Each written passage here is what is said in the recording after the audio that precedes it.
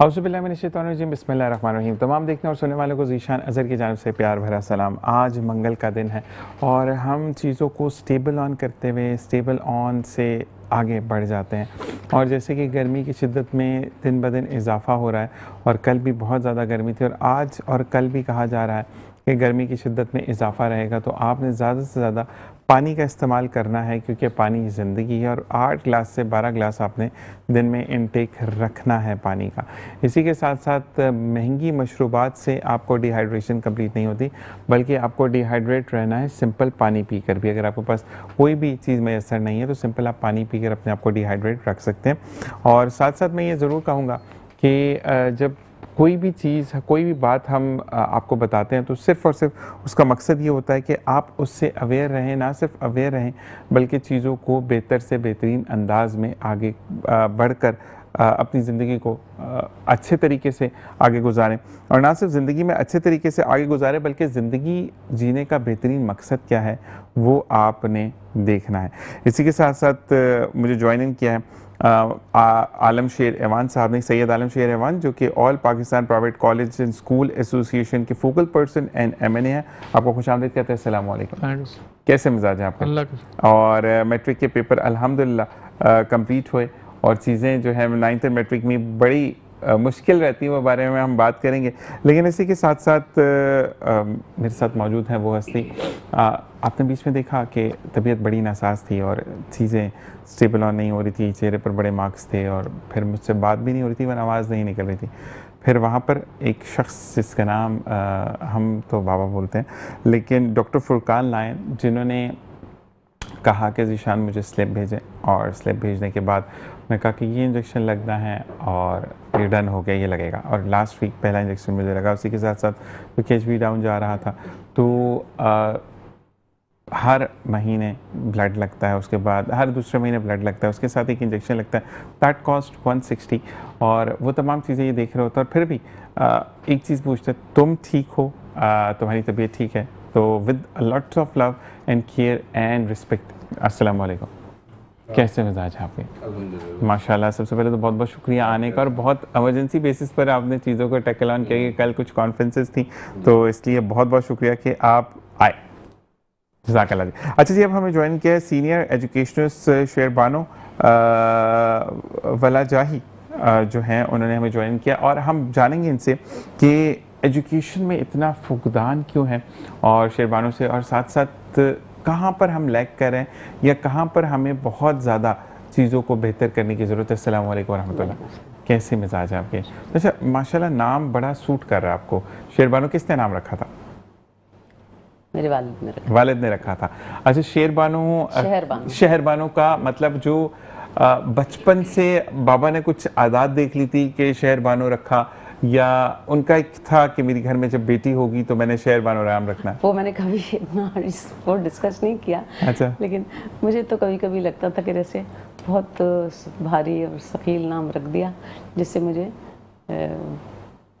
Difficulty होती है। नहीं, डिफ़िकल्टी नहीं, आप वो मसीहा बन कर आई हैं जो कि लोगों को एजुकेशन में हेल्प करते हैं और कहते हैं कि तालीम वाहिद ज़रिया है जो रब से भी मिलाता है और जो दुनिया और आखिरत दोनों के लिए, क्योंकि तालीम हासिल करनी है ना। दुनिया में हम आए हैं तो अल्लाह तबारक व तआला ने कुरान पाक हमें दिया, उसकी तालीम है। बग़ैर पढ़े तो हम उसको नहीं समझ सकते ना। पढ़ना सिर्फ अरबी नहीं है, उसके उर्दू तर्जुमे के साथ, ये जो आपकी नेशनल लैंग्वेज है उसके अंदर पढ़कर समझना है, तो तालीम ही है इट्सेल्फ। इस बारे में मज़ीद बात करेंगे। आलम भाई, मैट्रिक बोर्ड के पेपरों में क्या रहा रुझान? कोई चीटिंग का रहा या नहीं रहा, या मुसीबत पेश आई, या पेपर में कोई प्रॉब्लम आई या नहीं आई, ये मैं जानना चाहूँगा। Overall 9th matric.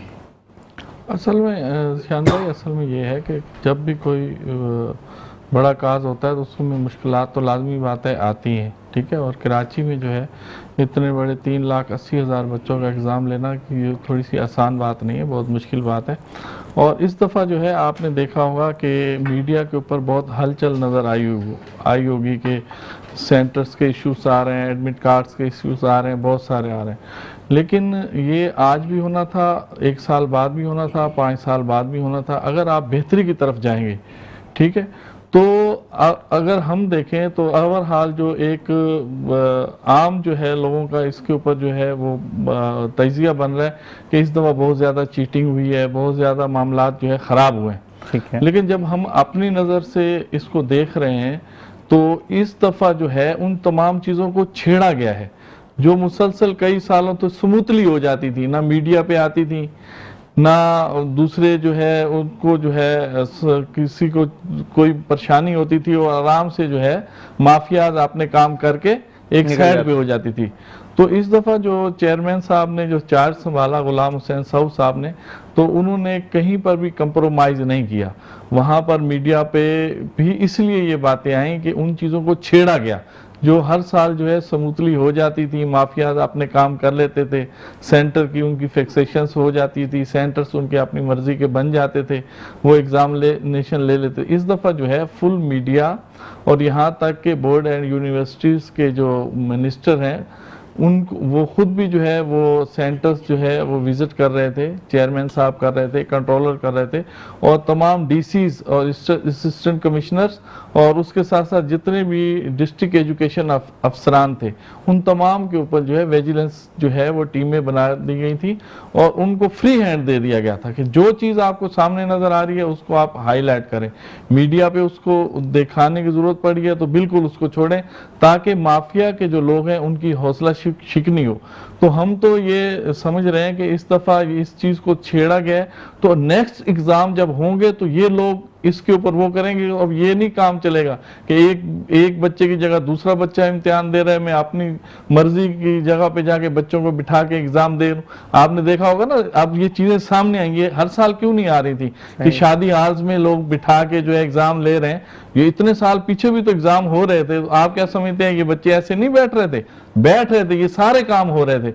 लेकिन इस दफा इन कामों को हाईलाइट किया गया और इनको खत्म करने की कोशिश की गई है, और ये आने वाला जो एग्जाम होगा इसमें ऐसे लोगों की हौसला शिकनी होगी, उनके अंदर ये खौफ बैठ गया कि अब मामलात इस तरीके से नहीं चलेंगे। बिल्कुल जी। हम बात करते हैं डॉक्टर फुरकान हैं जो कि regional chairman district 305 president human right welfare front of Pakistan के रूह रवान।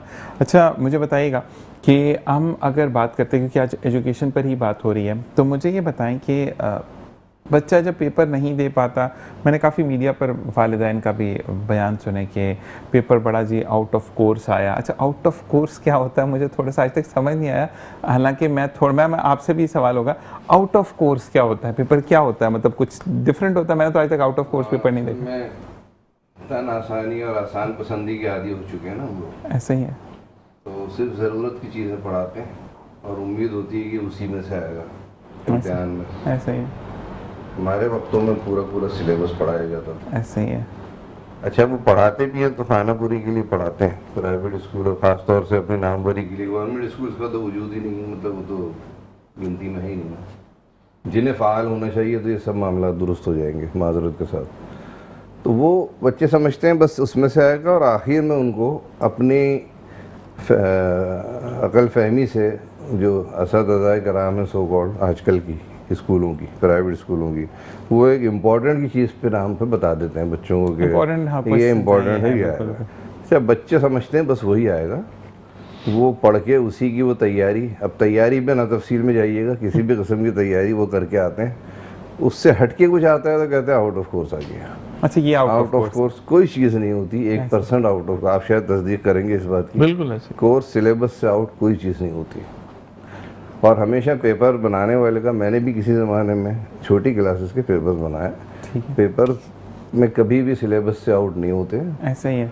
हाँ, उसको कोशिश करते हैं कि कुछ आसान कुछ मुश्किल, ताकि सब कर सकें और डिलीवर कर सकें हम अपनी जो भी सलाहियत है, ठीक है, ताकि बच्चे आगे बढ़ें। लेकिन वो मामला बिल्कुल सिमट के महदूद हो गया, और इस बात से ज़रा सा मुझे एतराज़ है। इस साल नहीं, ये तो मैं 20-25 साल से देखता आ रहा हूँ, माहौल मुस्तकिल ख़राब से ख़राब तर होता जा रहा है। ठीक। वो छापे भी हमेशा पड़ते हैं, रेड होती हैं, इंस्पेक्टर्स भी आते हैं, सब होता है, लेकिन जहाँ सेटिंग होती है वहाँ सेटिंग होती है। एक लफ्ज़ है ना, सिस्टम, बड़ा आजकल फेमस हुआ हुआ है, तो वो सिस्टम बड़ा अजीब बन चुका है। मतलब सिस्टम को सही करना बहुत ज़्यादा ज़रूरी है, और जो हम ट्रेडिशनल एजुकेशन पे चल रहे हैं ना, इससे भी हटना बहुत ज़रूरी है।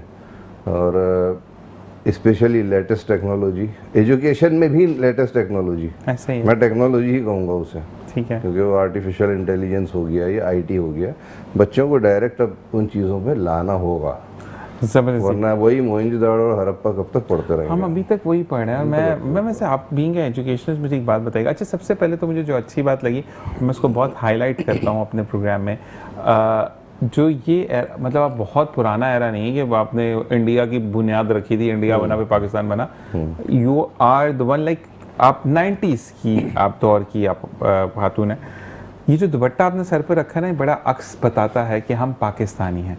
और मुझे जो दुपट्टा सर पे और गले में रखते हैं, मैं वाकई में उन ख़वातीन और लड़कियों की हमेशा प्रीच करता हूँ उनको कि हमारा जो नेशनल ड्रेस है वो फीमेल्स का 3 चीज़ों पर है, शलवार, कमीज़ एंड दुपट्टा। और दुपट्टा इसलिए लास्ट में कि उसमें पूरा आपको कवर करना है, तो for that lots of love for you कि आप उसको करें। अच्छा, मुझे एक बात बताइएगा कि हम पुराना अभी तक सिलेबस ना, जो मेरे दादा अब्बू ने पढ़ा, फिर मेरे अब्बू ने पढ़ा, फिर मैंने, अब मेरे बच्चे भी आगे अगर होते हैं तो वो पढ़ेंगे, तो मुझे ये बताएं कि हम कब तक इस निज़ाम पर चलेंगे? दुनिया कहाँ से कहाँ पहुँच गई। आज भी हमारे यहाँ पे बच्चा वो डॉस और वो MS ऑफिस को ही लेकर जो है वो प्रॉब्लम्स क्रिएशन है उसके लिए, जबकि अब हमारे यहाँ पर भी लैंग्वेज से तो हम बहुत आगे निकल गए, C++, ग्लोबल, वो तमाम चीज़ें बहुत पुरानी हो गई। वो भी अब वो डॉक्टर फुरकान लाइन से बोलेंगे तो बचपन में हम पढ़ते होते थे ये C++ क्या है। तो मुझे ये बताएं कि अब हमारी जिद्दत सिर्फ इस चीज़ पर है कि किताबों का हजम ज़्यादा होना चाहिए, बैग का बोझ बहुत ज़्यादा हो, 30 से 40 किलो से कम हुआ तो हमारा स्कूल का नाम नहीं होगा, जो एक बात है। तो हम कोर्स को लिमिटेड करके मयारी तालीम क्यों नहीं देते? एक्चुअली आप लोगों ने बात शुरू की एग्जामिनेशन सिस्टम से, लेकिन फॉल्ट जो है वो एग्जामिनेशन सिस्टम से ज़्यादा पॉलिसी के अंदर है। ठीक है। और एग्जामिनेशन सिस्टम जो है वो एक रॉट लर्निंग का एंड प्रोडक्ट है कि आखिर में आपने 11 महीने के बाद 12वें महीने में घुस के और आपने वो जो रटा लगाया गया या वो कीज़ के ज़रिए से वो आपने उसको डिलीवर करना है। And sometimes you can not deliver, मतलब ह्यूमन ब्रेन अगर उस वक्त नहीं काम कर सका या वो कुछ सर्टन सर्कमस्टांसेस ऐसे हो गए कि वो उस वक्त वो परफॉर्मेंस ना दे सका जो वो साल के बाकी 10 महीने में देता रहा, तो आप यू आर अ फेलियर। हमारा सिस्टम जो है ना, पॉलिसी वो गलत है। हम सारा साल जज नहीं करते स्टूडेंट को, हम आखिरी दिन उसको जज करने की कोशिश करते हैं। जब वो नहीं एब्जॉर्ब कर पाता तो वो मुख्तलिफ जो नॉट नॉर्मल प्रोसीजर्स हैं उनको अडॉप्ट करता है, जिसके नतीजे में माफियाज वजूद में आती हैं। अच्छा, एक बात बहुत इम्पॉर्टेंट है जो मैं बिल्कुल हाईलाइट करना चाहूँगी कि पाकिस्तान में अनफॉर्चुनेटली गवर्नमेंट ने, सरकार ने पुल आउट कर लिया एजुकेशन से और इसे टोटल माफियाज के हाथ में दे दिया, चाहे वो तिजारती माफियाज थी, एग्ज़ाम पास कराने वाली माफियाज थी, या वो जो सर्टन एग्ज़ाम्स लेते हैं ना, आप फलां इसके ये एग्ज़ाम, अब मैं I won't take the names of those things, आपने ये जगह जाना है तो इसका ये एग्ज़ाम है, आपने ये जगह जाना है तो वो इसका एग्ज़ाम है, उसके लिए भी वो कंपनीज बन गई और उन्होंने वो ठेके उठा लिए। तो वो जो तालीमी और ठेकेदारी का सिस्टम आ गया ना, उससे वो कॉम्प्रोमाइज़ हो गया और फिर एक रेस शुरू हो गई। दूसरी इम्पॉर्टेंट बात यह है कि हमने बच्चे की या स्टूडेंट की ओवरऑल पोटेंशियल पर गौर नहीं किया, हमने उसकी लास्ट परफॉर्मेंस पे गौर किया। सही। अच्छा, ओवरऑल पोटेंशियल के अंदर हमारा सिस्टम जो है वो ये नहीं बताता कि आपकी क्लास पार्टिसिपेशन क्या थी, आपकी ग्रुप पार्टिसिपेशन क्या थी, आप प्रोजेक्ट डिलीवरी में कैसे थे, आप क्लास परफॉर्मेंस में कैसे थे, आप अपनी बात कम्युनिकेशन में कैसे थे, वो सारी बातें, वो सॉफ्ट स्किल्स आपकी कहाँ थी। आपको सिर्फ बताना है कि जो 12 सबक पढ़े थे मैंने, उस 12 सबक के अंदर फलाना फार्मूला फलाना जगह लगना था, अब मैंने चूंकि वो इक्वेशन बराबर नहीं की लिहाजा आई एम फेल। ऐसे। अच्छा, दूसरी एक और बहुत इंपॉर्टेंट बात है कि एक मिड 80s के एरा से we shifted towards the Cambridge system. एक एलिट, दो बहुत बड़ा गैप आ गया, एक गवर्नमेंट सिस्टम था, एक एलिट सिस्टम था। Elite system shifted towards the Cambridge system. अब वो कैम्ब्रिज सिस्टम में आप क्या समझते हैं कि वहाँ बहुत क्रिएटिविटी थी? अनफॉर्चुनेटली वहाँ भी यही रॉट लर्निंग थी और वो टीचर्स ने अपने कंपार्टमेंट बना लिए थे। वो इस्लामियात की भी ट्यूशन की ज़रूरत थी, उर्दू की भी ट्यूशन की ज़रूरत थी, ज्योग्राफी की भी ट्यूशन की ज़रूरत थी, और उन्होंने वो जो कंपार्टमेंटलाइज्ड फोकस, वो 10 पॉइंट उसमें लिखने, 12 पॉइंट उसमें लिखने, 15 पॉइंट उसमें लिखने, वो पॉइंट्स उनको रटा दिए बच्चों को। फिर एक दिन में 2-2, 3-3 पेपर्स। तो मेरे अपने बेटे ने क्या किया, एक दिन उसके 3 पेपर थे ओ लेवल्स में, तो उसने 2 बहुत अच्छे किए, तीसरे ने कहा कि मैं सिर्फ I left 2 questions because I was tired. Yes, human capacity से ज़्यादा था। एक दिन में 3 बच्चे पर्चे उसके अटेम्प्ट करना, तो उसने परवाह ही नहीं की। तो क्या अब मैं उसको ये ट्रीट करूं कि वो एक नाकाम बच्चा था? वो नाकाम बच्चा हमारे सिस्टम के हिसाब से तो हम कह सकते हैं कि भाई तुमने उस सब्जेक्ट में C ग्रेड ले लिया तो तुम तो नाकाम हो। But now he is a lawyer in Canada.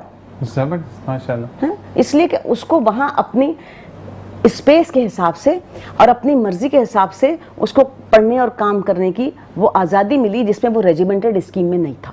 जबरदस्त। तो अच्छा, फिर ये बात मैं बहुत अच्छी तरह बार बार बताना चाहूँगी, जब मैंने अपने बच्चों के बाहर फॉरेन एजुकेशन के फॉर्म्स भरे तो, और मेरे तीनों बच्चों ने टॉप ऑफ द लाइन दुनिया की यूनिवर्सिटियों से पढ़ा। आप यकीन करें, कहीं उन्होंने नहीं पूछा कि आपके बच्चा O लेवल करके आया है, A लेवल करके आया है या ग्रेड 12 करके आया है। वहाँ लिखा हुआ था 12 ग्रेड्स ऑफ एजुकेशन। अब चाहे वो उसे O लेवल A लेवल में काउंट कर लें आप, या आप अपने सिस्टम के 12 ग्रेड से काउंट कर लें। They didn't ask me. उस वक्त मुझे एहसास हुआ कि हमने तो ये पैसा फजूल का ज़ाया किया। ऐसे ही है। हमारा बच्चा तो वो ग्रेड 12 भी पढ़ सकता था, और उसको तो वहाँ बिल्कुल वो उसी बराबर की लेवल पर आ गया ना, इक्वल हो गया। ऐसे ही है। तो उसको तो कोई एज नहीं मिला। अब जैसे बैकलॉरिएट का प्रोग्राम बहुत आजकल शोर मचाया जा रहा है, कोई एज नहीं है, कोई एज नहीं है। Only grade 12 education is wanted in any of the world university if you want to get into. ज़बरदस्त, ज़बरदस्त। और इस बारे में हम मज़ीद जानेंगे, आपसे ब्रेक का कहा जा रहा है। लेकिन यहाँ पर आकर अफसोस ये होता है कि शायद बच्चा गलत है, हम गलत हैं, या हमें गलत किया जा रहा है। इस बारे में मज़ीद बात करेंगे ब्रेक के बाद। देखते रहिए मुस्कुराती सुबह जीशान। Welcome back. और इसी के साथ साथ बिल्कुल हम बात करें, और क्योंकि एजुकेशन एक ऐसा टॉपिक है कि हम ऑफ एयर भी यही बात कर रहे थे। आलम भाई की तरफ आते, फिर इस तरफ वापस आएंगे। आलम भाई, जून जुलाई की छुट्टियाँ होंगी नहीं? जून जुलाई की छुट्टियाँ होंगी नहीं, क्योंकि मैंने एक रिपोर्ट में पढ़ा था कि बहुत सारी छुट्टियां हो चुकी हैं। कभी किस्मत में छुट्टी, कभी किस्मत में छुट्टी। अभी क्योंकि इस चीज़ को भी ज़ेरे गौर रखा जा रहा है कि अगर बहुत ज़्यादा पारा जो है वो 45 क्रॉस अगर करता है नॉर्मल टाइम में, तो स्कूल को 1 से 1.5 हफ्ते के लिए बंद किया जा सकता है, क्योंकि बच्चों की बहुत ज़्यादा जो national institute of child health है, यानी जो जिना का बच्चों का है, उसमें बेड्स कंप्लीट हो चुके हैं। इसी के साथ जिना पोस्ट ग्रेजुएट की मैं कल पोस्ट पढ़ रहा था कि वहाँ पर हीट स्ट्रोक का जो पूरा एक डिपार्टमेंट है, बेड्स नहीं है उनके पास। अब एक और डिपार्टमेंट को खाली करके वहाँ पर हीट स्ट्रोक का कर रहे हैं। तो इस लिहाज से वो सोच रहे हैं कि हम छुट्टियाँ जो है वो अनाउंस कर दें फॉर द वीक, कि बच्चे सेफ रहें, क्योंकि नर्सरी टू क्लास 5 बच्चा बड़ा सेंसिटिव होता है, 6 से थोड़ा ग्रेजुअली वो मैच्योर हो जाता तो प्रॉब्लम नहीं है। तो क्या कहते हैं इस बारे में? जीशान भाई, आपने अच्छा सवाल उठाया है। असल में बात यह है कि देखें, ये तो एक नेचरली जब चीज़ें आएंगी तो उनके मुताबिक हमें फ़ैसले लेने होते हैं, सही है। लेकिन बात वही है, जैसे सर ने बात की, मैम ने बात की, कि हम एजुकेशन को जो है वो अहमियत देते ही नहीं है जो हमें देनी चाहिए, फॉर ग्रांटेड, ठीक है। और इसमें बहुत सारी ऐसी बातें हैं और उसमें बहुत घंटों जो है वो बात की जा सकती है। लिमिटेड टाइम आपका होता है, इसमें हम जो है वो बातें जो है ना संसद कर देते हैं। असल में देखें कि आप जब स्टीयरिंग कमेटी का इजलास हुआ, आपने कैलेंडर दिया, ठीक है, वो आप 1 साल पहले आने वाले जो साल रनिंग होता है उसका आप कैलेंडर दे देते हैं कि फलां छुट्टी, फलां छुट्टी, फलां छुट्टी, जैसे हॉलीडेज होते हैं आप पहले ही अनाउंस कर देते हैं, ठीक है। उसके बाद जो है अब देखें जिस तरीके से ये अब आ रहा है, वाकई आप सही कह रहे हैं, गर्मी बहुत ज़्यादा चीज़ें हैं। अब यहाँ पर आप देख लें कि क्या इसका हल ये है, मैं अपने शहरी इलाकों में आपके पास लोड शेडिंग नहीं होती होगी, मान जाते हैं, ठीक है। मज़ाफ़ाती इलाकों में जो कराची के डिस्ट्रिक्ट्स हैं उनमें क्या हालात चल रहे हैं रात को और दिन को। अब मैं सर एक बात एक जुमले में मुकम्मल करता हूं। नहीं, मैं के इलेक्ट्रिक की बात कर रहा हूं कि वो सबको इक्वल रखते हैं। तो के इलेक्ट्रिक जो है ना, अब देखिए कि वो बच्चे, अगर हम घर कहते हैं कि भाई बच्चे घर में रहें, वो जो है गर्मी से महफूज हो जाएंगे, ठीक है। आने जाने में सुबह का टाइम तो वैसे ही थोड़ा सा नॉर्मल होता है, वापसी का टाइम जो है थोड़ा वो होता है, ठीक है। अब उन्हीं बच्चों को जब हम वहाँ छोड़ते हैं, ठीक है, कि अब घर में कौन सा बिजली है, स्कूल फिर भी जो है जब प्राइवेट स्कूल्स हैं वो कोशिश करते हैं कि वो, अभी तो तकरीबन तमाम प्राइवेट स्कूल सोलर सिस्टम पे आ चुके हैं, ठीक है। अदर जो है जनरेटर है वो चलाते हैं, लेकिन घर में तो वो नहीं है, उनके पास सहूलत नहीं है, ठीक है। तो उस गर्मी से तो बेहतर है कम से कम स्कूल्स में भेजें, ठीक है, ताकि बच्चे जो है पंखे के नीचे तो बैठ जाएंगे उन और तमाम जगहों पे जो है वो ठंडा पानी भी स्कूल्स में जो है उसका इंतजाम किया जाता है। लेकिन कुछ नेसेसरी जो ज़रूरी होती है ना चीज़ें, वो हमें करनी चाहिए, इससे कि हम बिल्कुल लाताल्लुक हो जाएं और बिल्कुल घरों में बैठ जाएं। ठीक है, ये नहीं करना चाहिए। लेकिन अगर छुट्टियां हो जाती हैं ये हफ्ते डेढ़ हफ्ते की, ये छुट्टियां तो फिर हम जून देखें, जुलाई को अगर ये माइनस छुट्टियां देखें, अगर ये छुट्टियां करनी पड़ती हैं और ऐसे हालात आ जाते हैं, देखें जिंदगी के ऊपर तो कोई कंप्रोमाइज नहीं है, ऐसे ही है ना, तो फिर हमें ये चाहिए कि जून में अगर नॉर्मल, जुलाई में अगर नॉर्मल होते हैं तो हम आखिरी 15 दिनों में जो है 15 जुलाई से जो है हम स्कूल ओपन कर लेंगे, हम वहां पर जो है एडजस्ट कर लेंगे चीजें। और इससे भी ज्यादा आप ये दिन कर रहे होते हैं ना, आज सुबह होगी छुट्टी कर लो, आप शाम होगी छुट्टी कर लो, अब साया हो गया छुट्टी कर लो, अभी सूरज निकलने वाला है छुट्टी कर लो, समझ रहे हैं ना बात को। तो इन चीजों को भी अगर हम हटा देना तो फिर भी हम अपना जो है सिलेबस टाइम पे जो है मुकम्मल कर पाएंगे और बच्चे ये नहीं बोलेंगे कि आउट ऑफ सिलेबस चीजें आई हैं। ठीक है, ये इसीलिए कि आप इस साल का आप देखें ना कि 365 दिन में स्कूल कितने दिन खुले हैं, ऐसा ही है। ठीक है, तो उनमें फिर सर वाली बात है, उस टीचर्स क्या करेंगे, टीचर तो फिर सिलेक्टेड चीजों पे ही आएंगे ना, वो पूरी किताब कैसे उसको लेके जाएंगे, टाइम ही नहीं हमें मिला। टाइम होगा तो हमें एजुकेशन को जो है वो इम्पोर्टेंस देनी चाहिए और गैर जरूरी चीजें जो है उनसे हमें इज्तनाब करना चाहिए। बिल्कुल ऐसे ही। और डॉक्टर फुरकान, आपके लिए सवाल ये आया है कि क्या हम अब जो मौजूदा सूरत हाल चल रही है जिसमें के इलेक्ट्रिक को भी मद्देनज़र रखा गया है, गैस को भी मद्देनज़र रखा गया है, एक बाप जो पूरा दिन कमा कर आता है उसके बाद गैस नहीं है तो वो गैस ढूंढने गया, वो 400 रुपये हो गए, उसके बाद पैसे ही नहीं है, वो गैस नहीं लेकर आया, तो सुबह नाश्ता नहीं बनेगा, बच्चे स्कूल नहीं जाएंगे। तो क्या अब हम इन तमाम चीज़ों को, इन फुकदान को देखते हुए तमाम चीज़ें हम टीचर्स पर तो नहीं डाल सकते ना। घर में अगर कोई पढ़ा हुआ है तो आपके बच्चे पे इतनी गिरफ्त होनी चाहिए कि आप थोड़ा सा बच्चे को घर पे भी बैठ कर पढ़ाएं। अक्सर एक माँ बाप की एक बात होती है कि बच्चा तो घर पे पढ़ता नहीं, वो क्यों नहीं पढ़ता, आपका बच्चा, आप उसके बच्चे नहीं हैं। इस बारे में आप क्या कहेंगे? असल में ये जिम्मेदारी असल आयद होती है टीचर्स पर। ठीक है, ठीक है, पहले भी तो पढ़ते थे ना, ट्यूशन पढ़ना बड़ा मायूब समझा जाता था, छुपाते थे, बताते नहीं थे कि आप हमारा बच्चा ट्यूशन पढ़ रहा है मतलब वो कमज़ोर है।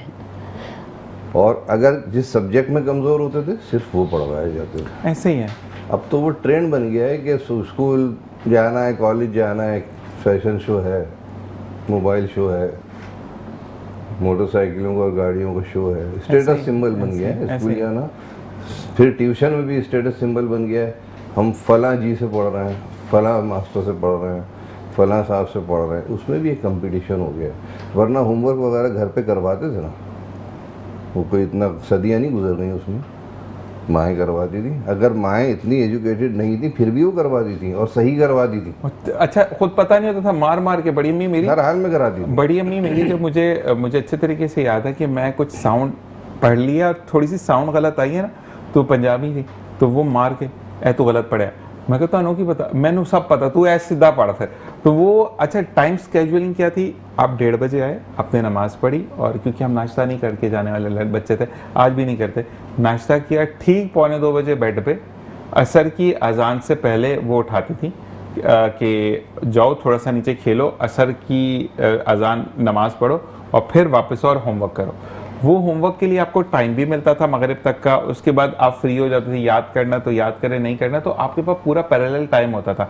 अब बच्चे के पास क्या है, स्केड्यूलिंग क्या है, स्कूल से वापस आएगा, अभी बस्ता नीचे नहीं रखता कि ट्यूशन का टाइम हो जाता है, ट्यूशन से भागते हुए वापस आता है, मदरसे का टाइम हो जाता है, ये पहले मदरसा जाता है फिर ट्यूशन जाता है, तो कैलकुलेटर में बच्चा फेलियर की तरफ ज़्यादा जा रहा है। मानते हैं आप इस बात को या नहीं?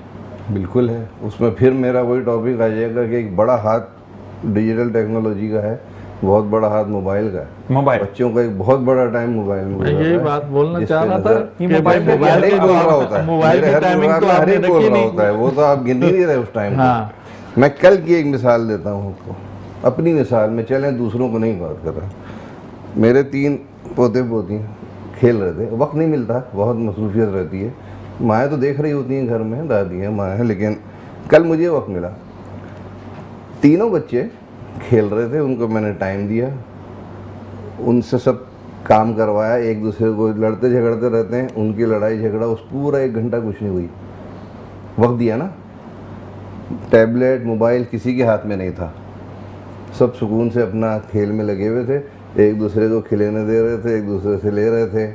तो हमने वक्त देना भी तो छोड़ दिया है। ऐसे ही है। माएँ ड्रामे देख रही होती हैं, माएँ ड्रामे देख रही होती हैं मोबाइलों पे, ये अपनी नींदें पूरी कर रही होती हैं, ऐसे ही है ना। पहले तो फजर के वो बुढ़ियाती थी माया, तो वो सोती नहीं थी। ये हकीकतें हैं, बुरा लगे तो लगे किसी को भी, लेकिन हकीकत यही है। आजकल असल में फैशन में बेचारे इतनी गुम हो जाती है कि वो थक जाती हैं बेचारियाँ। चले फैशन भी छोड़ें, उसमें बहुत सी खैर एक तबका जॉब वाली ख़वातीन का भी है, ऐसे ही है। तो ट्यूशन भी चलें, वक्त के साथ साथ चेंज भी आता है और लाना पड़ता है, और आता है, ज़रूर आता है। तो वो ट्यूशन भी लोग पढ़वा रहे हैं, लेकिन अब अगर हम इन्हीं चीज़ों में उलझे रहेंगे तो हम जदीदियत की तरफ किस तरह आएंगे, हम लेटेस्ट टेक्नोलॉजी की तरफ किस तरह आएंगे? ये सवाल तो मैं मैडम से करूंगा। नहीं, मैं भी करूंगा, इस पे बहुत काम कर रही है। दूसरी बात मुझे एक चीज़ ये, चले मैडम से ही सवाल करते हैं। मैम देखिए, बच्चे को आप कैसे जज, आज कल की बात आपने बताई ना, हमें तो नहीं पता थी यहाँ पे, आपने उसे 1 घंटे में जज कर लिया कि बच्चों को टाइम की बहुत ज़्यादा, 1 घंटे में माहौल बिल्कुल बदल गया था ना। अब मैं ये कहता हूँ कि बच्चे को आप जज कैसे कर सकते हैं? जब आप बच्चे को ट्यूशन खुद घर पे देंगे तो आपको लेकनेस समझ आएगी कि बच्चा मैथ्स में कमज़ोर है, केमिस्ट्री में कमज़ोर है, फिजिक्स में कमज़ोर है, उर्दू में कमज़ोर है, या इस्लामियात में कमज़ोर है, या मुताला पाकिस्तान स्टडीज़ में कमज़ोर है। हमारे यहाँ पर क्या है, ट्यूशन भेज देते हैं, फिर सारी चीज़ें वो लगता है माँ उसकी ट्यूशन वाली जो है, वो आंट बाजी जो है वो ही पढ़ाएंगी, या सर जो है वो अब्बू हैं। प्रॉब्लम ये है कि आप अपने बच्चे को अपने सामने बैठ कर पढ़ाएं। आजकल हर माँ, जो माशरा भी जा रहा है, इंटर हर माँ होती है, और आजकल की माँ के अंदर ये जिद्दत है कि वो देख कर समझ कर, आजकल तो यूट्यूब सब चीज़ें आपको समझा देता है। अगर आपको मैथ्स का वो कहते हैं ना बोर्ड मास समझ नहीं आ रहा, तो आपको कैलकुलेट करके तमाम चीज़ें बताते हैं। 1-2 दफ़ा आप अगर सम को सॉल्व करते हैं तो आपको यूट्यूब तो बहुत कदीम चीज़ हो गई। जी अब तो AI चीज़ें नहीं, मैं बहुत ईजी करके बता रहा हूँ। तो हम अपने बच्चों को खुद क्यों नहीं पढ़ाते? एक्चुअली देखिए, एजुकेशन में एक पैराडाइम शिफ्ट आ रही है। अब जो ये ब्रिक और मॉर्टल का कॉन्सेप्ट था ना, कि बड़ी ज़ोरदार कैंपस हो और उसके अंदर फिर स्कूल हो, और जब तक शानदार कैंपस ना हो तो हम बच्चे को वहाँ कैंपस देख के भी तो बच्चे को डालते थे ना। ये पैराडाइम शिफ्ट हो गया, ये अब ज़माना तब्दील हो गया। अब उस ब्रिक और मॉर्टल से एजुकेशन का रिश्ता जो है वो ख़त्म हो जाएगा। दूसरी इंपॉर्टेंट बात है कि हमारे यहाँ जो हमने पता नहीं किससे वो सिस्टम कॉपी किया, कि हमने वो नर्सरी KG 1 KG 2 2.5 साल का बच्चा स्कूल में जाकर छोड़ दिया, और हमें समझा कि टीचर वो सिस्टम जो है स्कूल का वो उसको बड़ा ग्रूम करेगा। बाय द टाइम वो क्लास 1 में आता है, वो बच्चा ऑलरेडी 3 साल का स्ट्रेस्ड आउट बच्चा होता है। आप अगर बरतानिया के सिस्टम को अडॉप्ट करते हैं for the purpose of the Cambridge, वहाँ पर 6 साल से कम उम्र बच्चा पहली जमात में नहीं जा सकता। Same is in Canada, same is in America, same is in China, same is in Korea. और ये जो हमने पता नहीं कहाँ से ये सिस्टम, ये हमारी जो ताजिर माफिया है स्कूलों में, उसने ये सिलसिला शुरू किया। सख्ती से माँ बाप को मना करना चाहिए कि ये नर्सरी KG 1 KG 2 जैसी फजूल चीज़ों की कोई ज़रूरत नहीं। ऐसे ही बच्चा घर में पढ़ सकता है। वो जो आप कह रहे हैं कि पेरेंट्स बच्चे को घर में सिखाएं पढ़ाएं, ये जो फॉर्मेटिव ईयर्स थे ना, ये बच्चा डिटैच्ड हो गया माँ से या पेरेंट्स से या वो फैमिली सिस्टम से। Exactly. और वो ले जाकर आपने सुबह रोता पीटता बच्चा नर्सरी के नाम पर, KG 1 KG 2 के नाम पर जब स्कूल में छोड़ दिया, और 12 बजे तक बच्चा अंदर रो रहा है, आपको पाबंदी है कि आप स्कूल के बाहर बैठे रहें, रोएगा तो आप ले जाएं। तो अब रोएगा तो घर में ही संभाल लेंगे। Why to put that child, innocent child into school? जब उसको रोता वापस ही लाना है तो घर में ही रो लेगा।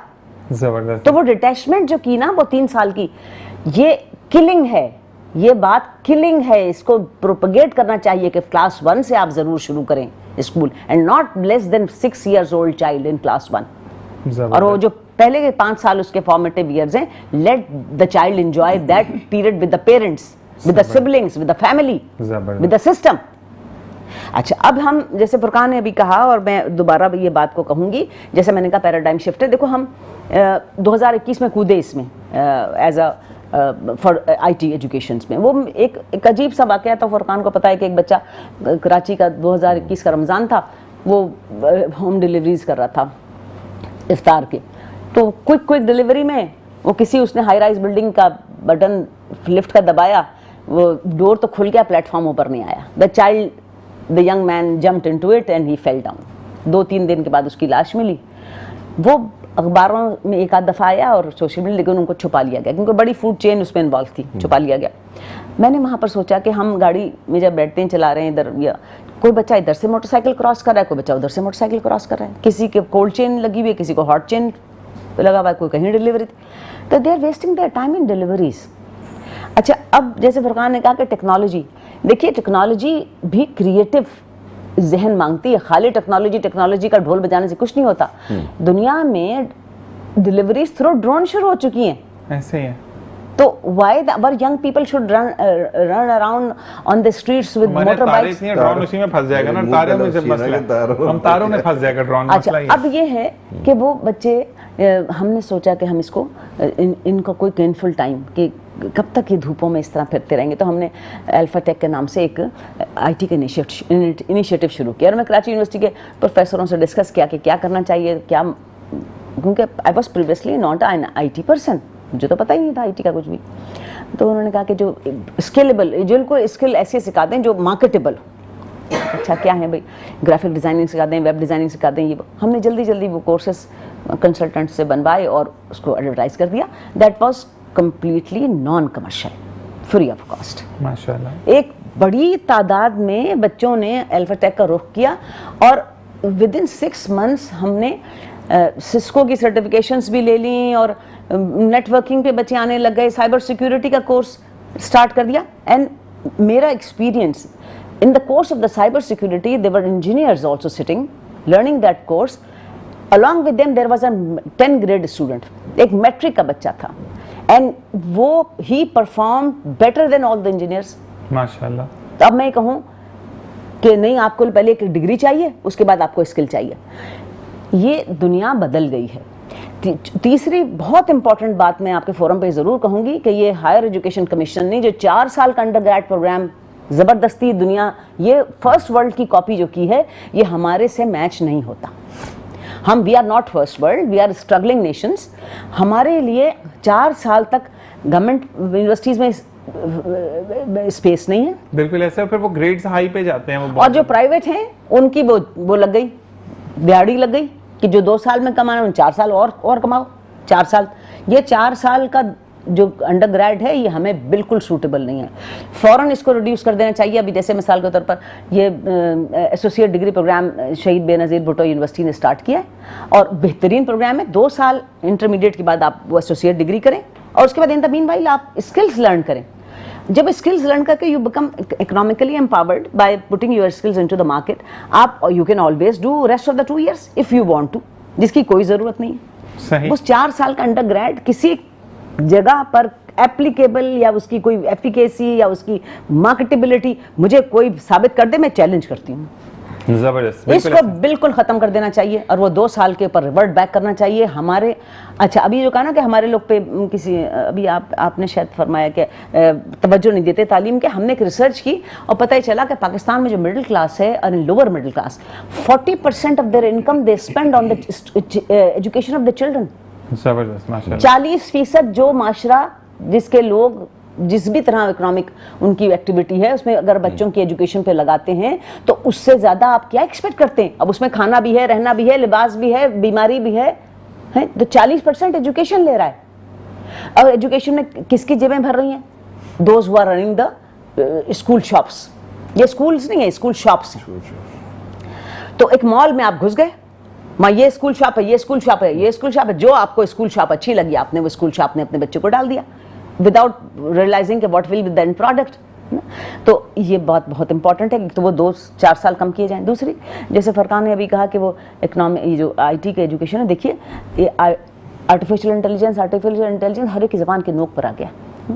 ये आर्टिफिशियल इंटेलिजेंस ये कोई खिलौना नहीं है। इसके अगर प्रॉज हैं तो इसके बेइंतहा कॉन्स भी हैं। बिल्कुल ऐसे ही है। और अगर बच्चा, हमने अभी रिसेंटली हमने अल्फा टेक के अंदर स्कूल एंगेजमेंट का प्रोग्राम स्टार्ट किया और हमने लोअर मिडिल क्लास के स्कूलों को कहा कि आओ, that is also free of cost, no charge, कोई कमर्शियल एक्टिविटी नहीं है। ये पूरे स्कूलों को एंगेज किया, आइए अपने बच्चों को वंस इन अ वीक लाइए फॉर अ 4-hour क्लास। हमने फ्राइडे का दिन स्कूल के लिए मखसूस कर दिया। 4 घंटे में अब वो जो बच्चा 9 साल, 10 साल, 11 साल से 15 साल का बच्चा है ना, हमने 8 से लेके 15 का गैप रखा। तो हैरानी हुई मुझे कि 8 घंटे हुए ना 2 फ्राइडेज में, वो 8 घंटे में उन बच्चों ने ऐसा परफॉर्मेंस दी, ऐसा उन्होंने लर्न किया टूल्स कि हमें तो हमारी तो अकल ही गुम हो गई कि ये इस जनरेशन को किस चीज़ की ज़रूरत है? सिर्फ रास्ता दिखाने की ज़रूरत है। Exactly. अच्छा, दूसरी इंपॉर्टेंट बात यह कि आपको इसी स्टेज पे उनको उसके नुकसानात भी बता देने हैं कि आपने अपने दिमाग को बंद करके चाबी लगा के नहीं बैठना है। टेक्नोलॉजी उस वक्त तक आपको सपोर्ट करेगी जब तक कि आपका जहन जो है क्रिएटिव होगा।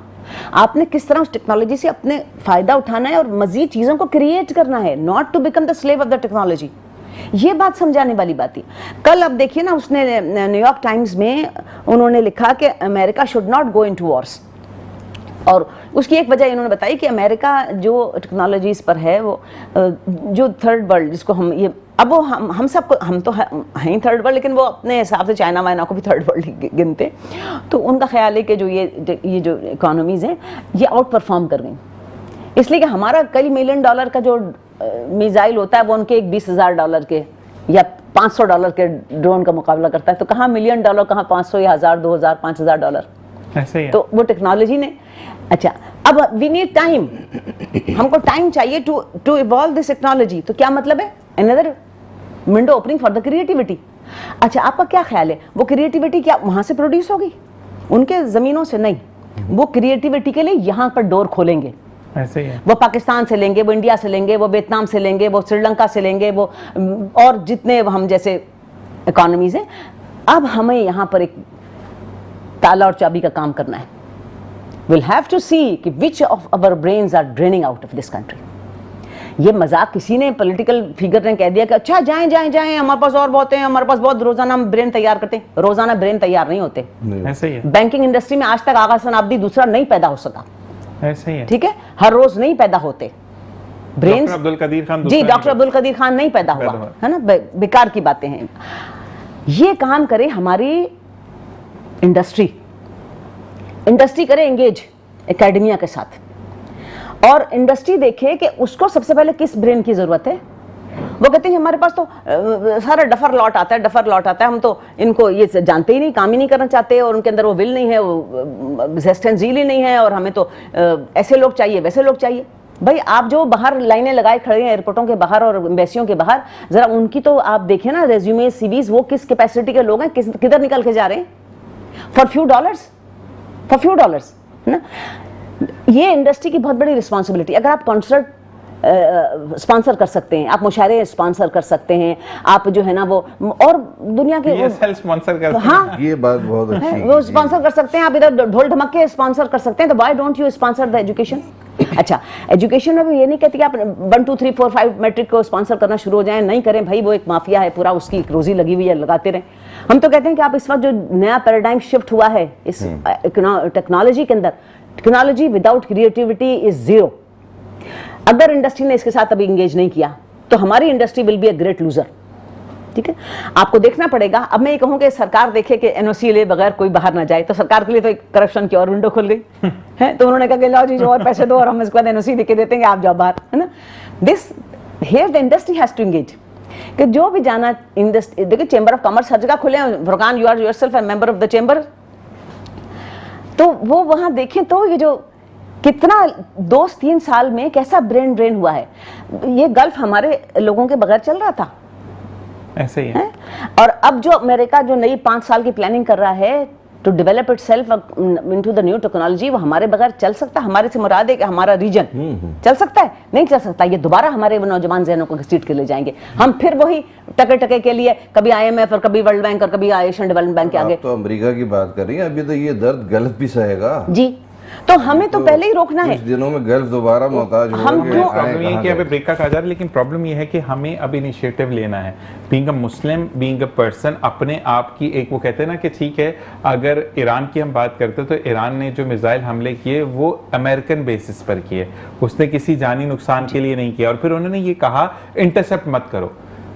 ईरान ने बार बार कहा कि जो आपका नुकसान हुआ है वो इंटरसेप्शन से हुआ, यानी आपने इंटरसेप्ट किया। वो मिसाइल को थोड़ी पता कि मैंने इंटरसेप्ट होने के बाद भी यही करना है। टेक्नोलॉजी है ना, वो बर्बाद हुई तो वो इधर इंसान को पता है। आपको क्या कहा जाता है कि हाथ ऐसे कर लो तो शायद नीचे जाके बजना, तो आपने गिरे तो आप हैं, लेकिन एक ह्यूमन माइंड है, आपको सिखा दिया जाता है। तो ये तमाम चीजें, तमाम बातें हम बात करेंगे। आलम भाई से 4 सवाल हैं जो कि हमने करने एक ब्रेक के बाद कि अब जो है वो मैट्रिक बेस पर, वही 9 बेस पर जो है वो अगर एग्जाम लेट, मतलब आंसर लेट होता है या आपका जो रिजल्ट लेट आता है, तो क्या 9th की बेसिस पर अब जो है वो इंटर में दाखिले होंगे या नहीं होंगे, ये तमाम चीज़ें हम जानेंगे। और अगर बच्चा फेल हो जाता है, मुकम्मल ही फेल हो जाता है, तो क्या उसको पॉज करके उसके एजुकेशन यानी उसकी जो इंटर है उसको उसको सिक्योर किया जाएगा या नहीं, ये तमाम चीज़ें जानेंगे एक ब्रेक के बाद। देखते रहिए मुस्कुराती सुभावित ज़ीशान असर।